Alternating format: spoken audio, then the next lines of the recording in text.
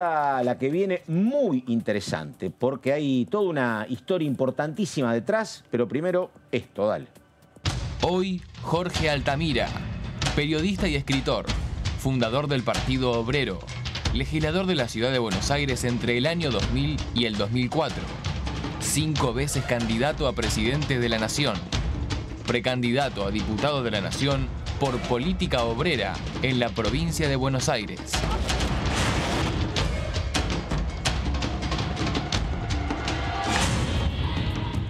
Ahí estamos, lo dicho, la presentación para Jorge Altamira. ¿Cómo le va, Jorge? ¿Qué dice? Buenas tardes. Carlos Méndez lo saluda. ¿Cómo le va?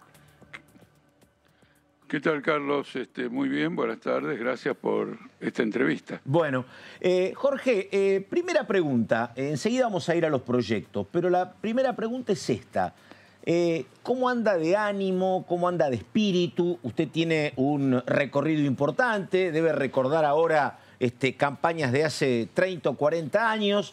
Ahora llega con más experiencia, con la misma fuerza, un poco menos. ¿Cómo lo está viviendo, Jorge? Bueno, pareciera ser que la experiencia diera más fuerza. Muy bien. Porque de algún modo es más, va dirigida con más claridad y con más precisión a un objetivo. Sí. A veces, con la falta de experiencia, aparece una energía desbordante que no tiene contornos y por lo tanto no sirve como un mensaje eficaz cuando uno se dirige a la ciudadanía. Está. Y la otra pregunta es esta, digo, si tiene hay poco tiempo o en campaña, pero ¿cuáles son 2 o 3 proyectos que Altamira dice, mirá, me parecen centrales y además creo que podrían tener alguna andadura, que se podría avanzar con esto para bien de todos y tratar de consensuarlo con demás opositores y con el oficialismo? A ver, para tener número, digo, ¿no? Bueno, una cosa que usted toca un tema muy interesante porque yo ya fui legislador. Sí. Y probablemente haya sido, me puedo equivocar, pero muy poquitito, haya sido el único legislador de izquierda que impuso proyectos mayoritarios, 2/3, 50% más 1. Desde un ángulo, ya le digo, minoritario, la legislatura tiene 60 diputados y yo estaba absolutamente solo. No era tanto un asunto de consenso, era un método político que entiende al ámbito legislativo de modo diferente a como lo entienden los demás.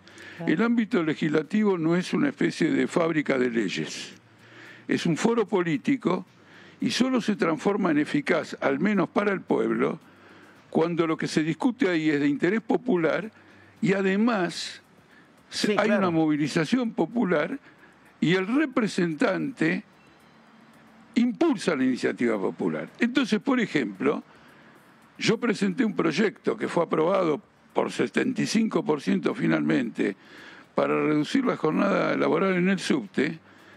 El gobierno lo vetó,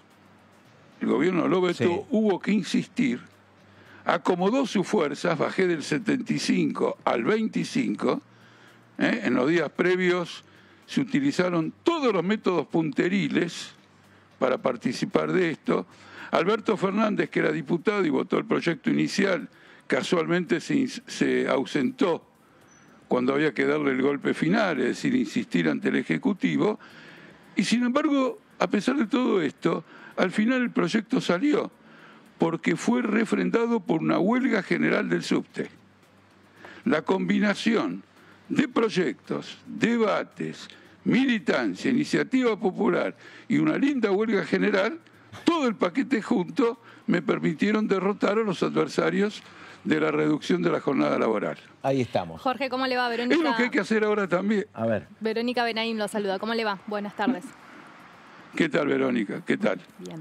No, le quería consultar cómo veía a la representación de la izquierda en el Congreso de la Nación, el resto también de los dirigentes políticos que, si bien no forman parte del espacio total que usted integra, pero bueno, van como en una orientación similar a la que usted representa. ¿Cómo ha visto el trabajo que han hecho en el Parlamento y qué le parece que se tiene que ajustar en ese sentido, si usted ingresa? Bueno, yo lejos, la voy a sorprender un poquito, Verónica, discúlpeme, No, pero yo diría que lejos de Sí, la voy a sorprender, no le quepa ninguna duda. No les quepa ninguna duda. Lejos de considerar que esa política es similar a la nuestra, Claro. en aspectos vitales ha sido antagónica y marca una diferenciación política en la izquierda muy profunda. A ver, Empecemos por la ley que habilita un faraónico proyecto inmobiliario en el barrio de Boedo con motivo de esta cesión del espacio donde está el supermercado Carrefour Sí, San Lorenzo. a la cancha de San Lorenzo. Eso viene acompañado de un proyecto de rezonificación, es decir, se cambian los límites de especulación inmobiliaria en el barrio y se permiten torres, se permite un polo gastronómico, todo esto sin discutir y sin haber investigado el impacto ambiental. Porque eso es esencial. Cuando uno modifica un barrio, tiene un gran impacto ambiental, por ejemplo, tiene que ver las modificaciones que se van a producir en el tránsito, el problema de la contaminación, un conjunto de factores. Sí, el problema totalmente. de la infraestructura.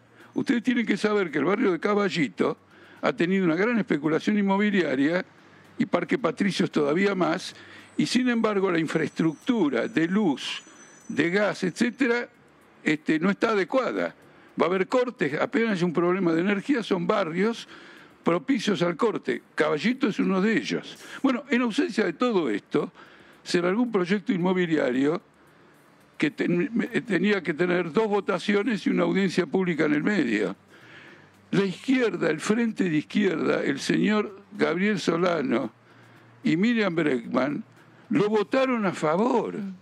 Es la primera vez en la historia del frente de izquierda que se vota un proyecto capitalista, un proyecto de especulación inmobiliaria. Entonces ahora, ¿con qué autoridad objetan la instalación de torres en lo que es el Parque Deportivo de Boca o en Costa Salguero?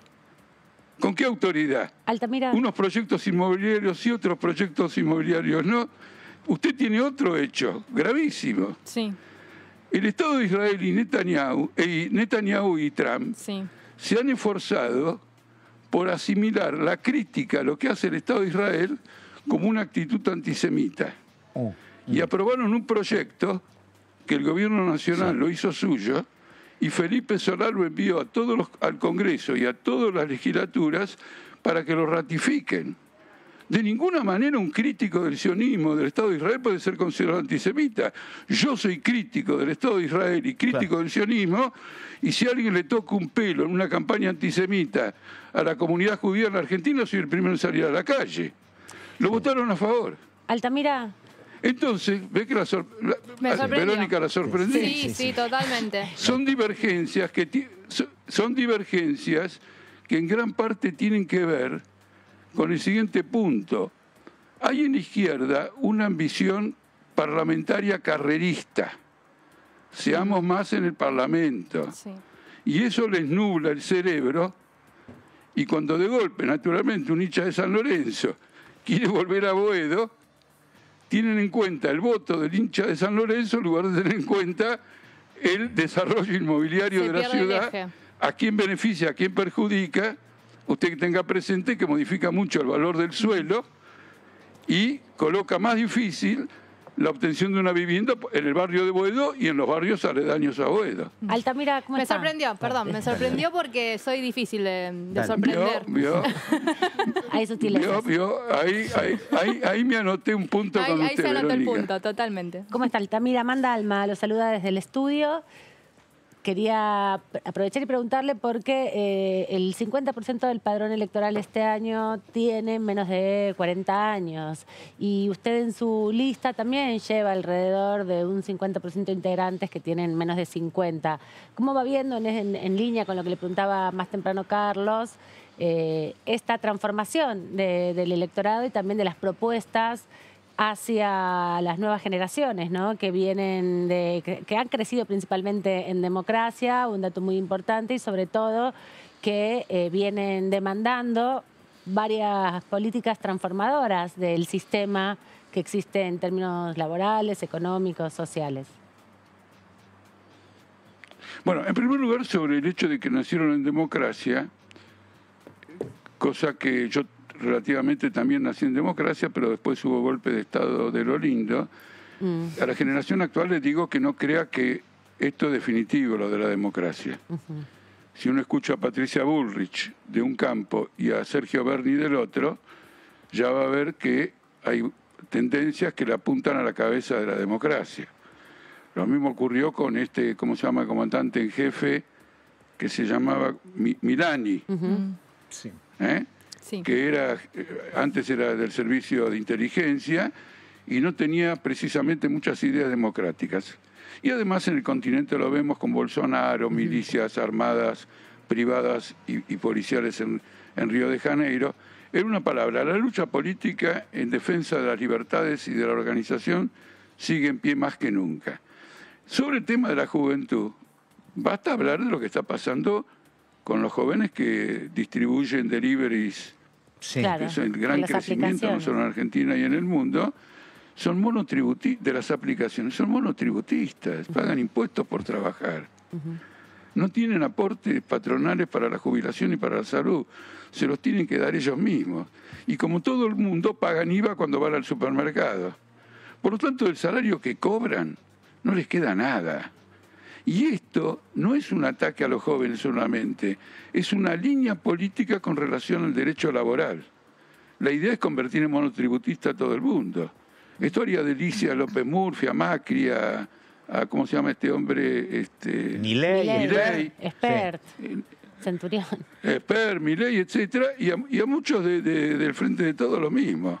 Por algo están discutiendo con el FMI que quiere este objetivo y están yendo a un acuerdo posterior a las elecciones, lo cual anticipa con claridad que es un acuerdo negativo para el país, porque si fuera positivo lo firmarían antes y lo mostrarían al electorado para conquistar más votos. Jorge. Entonces, como usted ve... Sí. Sí, dígame. No, termine, por favor, termine. Bueno, no, lo que quiero decir que en relación a la juventud el principal problema es este. Sí, está. El principal problema es que en materia laboral no recoge ninguna conquista del movimiento obrero argentino desde hace 100 años, sino que son víctimas de una ofensiva capitalista contra sus derechos y posibilidades. No tienen siquiera seguro de accidente. Por supuesto. Van en moto y bicicleta por las calles y ahí voy. y no Incluso tienen ayer seguro de hicieron accidente. ayer hicieron una movilización. Perdóneme, y ahí voy a esta pregunta que vincula estas cuestiones. Primero le digo, usted es un hombre que empezó la comunicación con la gente, hablando en las plazas desde algún atril. Digo, hoy la comunicación de la dirigencia política es permanentemente a través de las redes. Cristina Fernández dice que el candidato va a ser Alberto Fernández a través de las redes. Leo Messi comunica en las redes que se va a jugar al PSG de Francia. La mediación periodística está como relativizada. Le digo cómo es su vínculo y lo otro, cómo engancha con esa juventud que en otros momentos era una juventud que militaba. Y hoy es una juventud que la verdad hay muy poca militancia en todos lados y por ahí convoca un acto hasta Milei diciendo que va a quemar el Banco Central y por lo que se ve, yo sé que no es un dato central, pero en plena pandemia mete un grupo de gente. ¿Cómo es el vínculo, digo, en este momento y cómo cree Altamira que hay que tenerlo para que el mensaje llegue, no? Bueno, por lo pronto con respecto a la juventud le quiero decir también algo neto. La mayoría de la juventud está marchando en las calles porque está desocupada y no tiene respuesta del gobierno y todos los funcionarios del gobierno admiten que es un factor de crisis política central. Se fue el ministro Daniel Arroyo, ha venido Zabaleta, vienen con un plan negativo. La masa de la juventud está ahí, la masa. Ayer estuve en Pirelli, la masa de la juventud está en la fábrica Pirelli.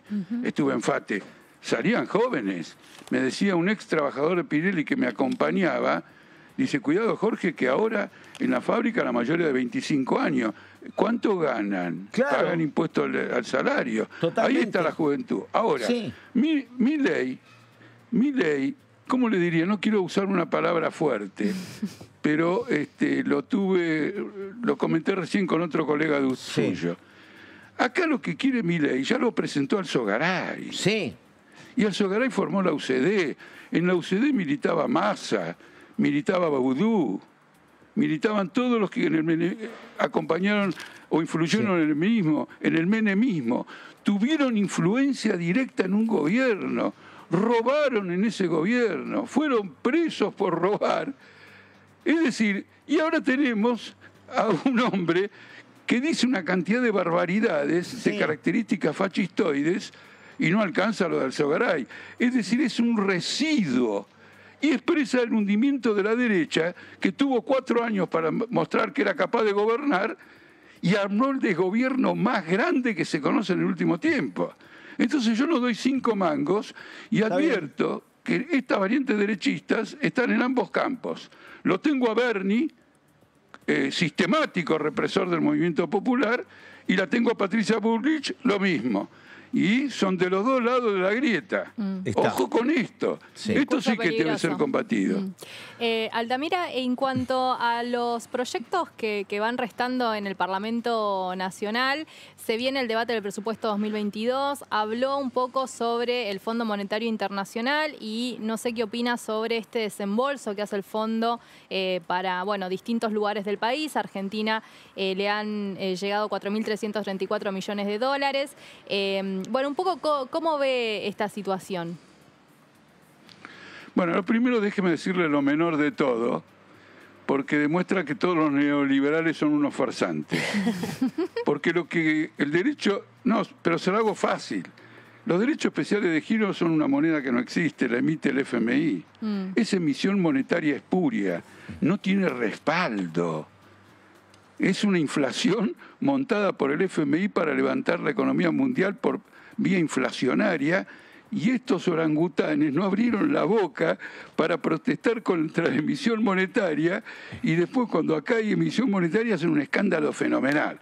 Así que desde el punto de vista intelectual es vergonzoso lo que hacen. Tendrían que denunciar al FMI, claro, a Biden, tendrían que denunciar a Gran Bretaña por emitir moneda espuria. No lo hacen. Naturalmente no es mi posición, pero quiero decirle que acá hay 650.000 millones de dólares que son patacones de la provincia de Buenos Aires emitidos por el FMI. Sí, sí. No, quiero que ustedes lo vean. Ahora, perdón, una consulta técnica. ¿Por qué eso no se trasluce o se traslada, tal vez un poco menos, en una inflación más grave en Estados Unidos? ¿Cuál es el artilugio técnico para evitarlo? No, esa es una pregunta importante, ya se la digo. Está bien, claro. ¿No es cierto? Pero el otro problema es por qué emiten moneda inflacionaria. Claro. Porque está ligado a los dos. Desde que China ingresó al mercado mundial, la tendencia en el mercado mundial es la deflación, claro, la caída de los precios, porque China intervino con mano de obra barata, hundiendo los precios del mercado mundial en ese momento, y que todavía ocurre. Sí. Entonces, por más que emitían moneda, no tenían cómo darle a la competencia barata de China. Claro. El problema de la inflación se presenta ahora cuando China va levanta sueldos, claro, esa ventaja competitiva. Ahora los chinos ganan mucho más de lo que ganaban hace 20 años. Claro. Sí. Además están en una escala de producción tecnológica cuando antes producían zapatillas. Claro. Nosotros comprábamos zapatillas antes de China. Y ropa. Ahora ya vamos a comprar celulares. Y ahora capaz que terminamos adoptando el 5G de China y no el de Estados Unidos. Eso va cambiando y hay una sobreproducción y ellos están emitiendo moneda para levantar o mantener a la economía, digamos, en funcionamiento. Y después, si usted me permite, porque ya es muy complejo, pero toquémoslo ya que estamos acá, aprovechemos y digamos algunas cosas. Si el FMI emite una moneda que no existe y el gobierno argentino paga 2 cuotas de la deuda con esa moneda, significa que están perdonando la deuda argentina. Claro. Ojo, lógico. Por lo menos en esas 2 cuotas. Y claro. ¿Qué quiere decir? ¿Qué quiere decir? Quiere decir que el capitalismo, con mucha demora, está aprendiendo a sus costos que la deuda es impagable. Sí. Ellos lo están haciendo. No, y además Porque está el mundo evitando que nos libre. sigamos acercando a China. Tal cual, te están agarrando por... No, porque estos 650.000 millones es para todo el mundo. Para todo el mundo, sí, hablo de lo nuestro. Hablo de los de nuestro, de alguna manera cerrar un acuerdo para que está bien, pero habla de lo nuestro, tengas, sí. claro.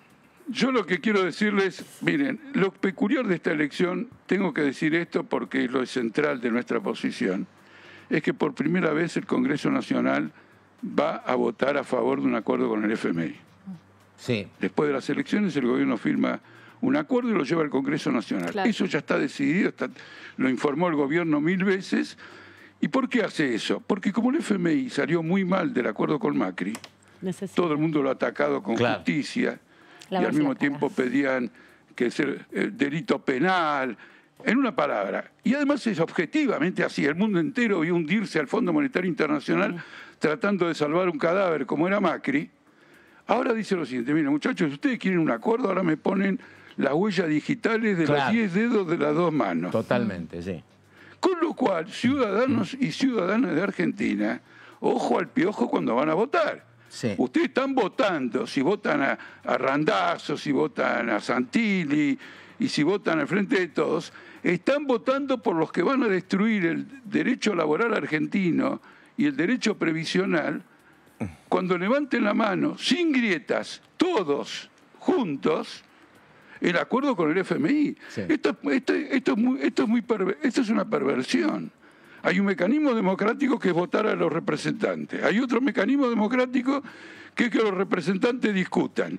Y hay un resultado totalmente negativo para los que votaron, porque se utiliza este mecanismo democrático para atarnos a una política suicida para el trabajador argentino. Este es lo que distingue a esta elección.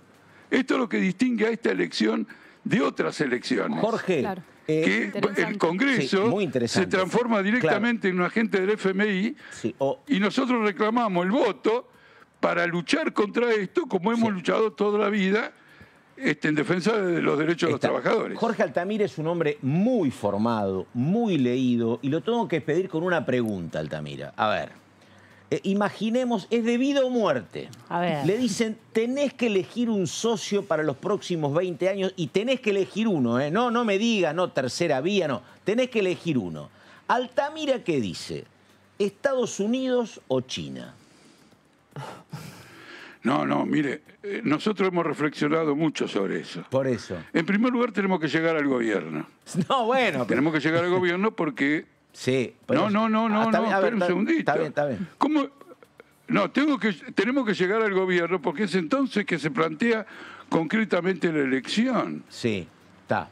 ¿Quién gobierna en Estados Unidos? ¿Quién gobierna en China? Está bien. ¿Cómo cambió la relación entre el gobierno y China y todo lo demás? Segundo lugar, si llegamos al gobierno, va a ser muy inteligente de nuestra parte aprovechar las rivalidades monstruosas que hay entre los países capitalistas para que nuestro comercio, nuestra industria, etcétera, se puedan desenvolver aprovechando esas rivalidades y teniendo en cuenta que el mundo capitalista va a ser hostil, porque nosotros vamos a hacer un gobierno de trabajadores. Estamos. Se me escapó Altamira, se me escapó.